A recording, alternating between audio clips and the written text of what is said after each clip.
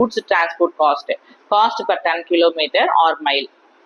The following details are obtained from Jagan Transport Company for the month of January 2011 regarding its goods transport.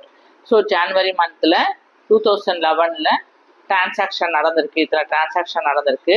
இதுல இருந்து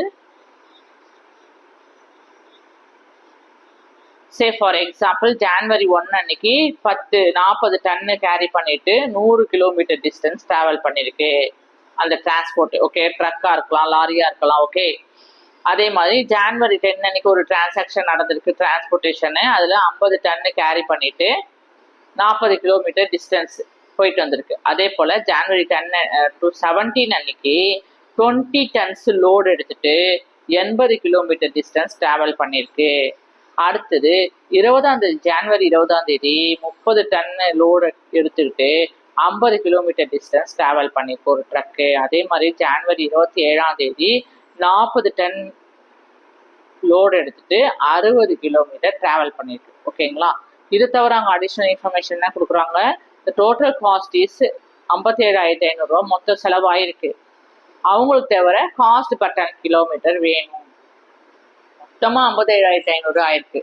அப்போ ஒரு kilometre ஒரு டன்னுக்கு எவ்வளோ ரூபா பர் காஸ்ட் டன் கிலோமீட்டர் கேட்டிருக்காங்க. ஓகேங்களா, இது ரொம்ப ரொம்ப ஈஸி. கவனிங்க, கொஸ்டின் இருக்கிறத அப்படியே நம்ம இங்கே எழுதிக்கிறோம். என்ன ஹெட்டிங் எழுதிக்கிறோம், பர் காஸ்ட் டன் கிலோமீட்டர் தானே கேட்டிருக்காங்க, அதை அப்படியே ஹெட்டிங்காக போட்டுக்கோங்க. ரெஃபரன்ஸ் இல்லுஸ்ட்ரேஷன் 8 இங்கே போட்டிருக்கேன் பாருங்க. கால்குலேட் 10 கிலோமீட்டர் கண்டுபிடிக்கணும்னா அதில் ஃபர்ஸ்ட் என்ன போட்டிருந்தோம், நம்ம அப்சல்யூட் 10 கிலோமீட்டர் கேட்டிருந்தாங்க இல்லைங்களா, அதே ஃபார்மேட் தான் இங்கேயும் அப்ளை பண்ணோம். அப்போ distance travelled into load carried. ஓகேங்களா, இங்கே கொஸ்டின்ல இருக்கிறத அப்படியே நம்ம என்ன செஞ்சுக்கிறோம், ஃபுல்லாக காப்பி அடிச்சுக்கிறோம். ஆன்சரில் ஹெட்டிங் மட்டும் என்ன போட்டுக்கிறோம், கரெக்டாக காஸ்ட் பர் 10 கிலோமீட்டர் மைல்னு போட்டுட்டு கொஸ்டின்ல இருக்கு calculate 10 kilometre distance travelled into load carried. கொஸ்டின்ல இருக்கிறது டேட், டன்ஸ், டிஸ்டன்ஸ் எல்லாமே போட்டுட்டு எக்ஸ்ட்ராவா 10 இன் கிலோமீட்டர்னு போடுறீங்க. அப்போ 10 இன் கிலோமீட்டர்னா டன்னையும் டிஸ்டன்ஸ் மீன்ஸ் கிலோமீட்டர் ரெண்டுத்தையும் மல்டிப்ளை பண்ணி ஆன்சர் பண்றதா 10 இன் கிலோமீட்டர். ஓகேங்களா, இந்த தேதிக்கு நம்ம அங்கே படிச்சோம் இல்லையா, அப்போ 20 டன்னு 80 கிலோமீட்டர் போயிருக்குன்னா 1200 டன் கிலோமீட்டர். 30 டன்னுக்கு எடுத்துக்கிட்டு லோடு எடுத்துக்கிட்டு 50 கிலோமீட்டர் டிராவல் பண்ணாக்கா 1500 டன் கிலோமீட்டர். இதே மாதிரி தான் 40க்கும் 60க்கும் 2400. இப்போ டோட்டல் டன் கிலோமீட்டர் எவ்வளோன்னு பார்த்தீங்கன்னா 11,500. டோட்டல் டன் கிலோமீட்டர் எவ்வளவு உங்களுக்கு, 11,500 டன் கிலோமீட்டர் ஆயிருக்கு.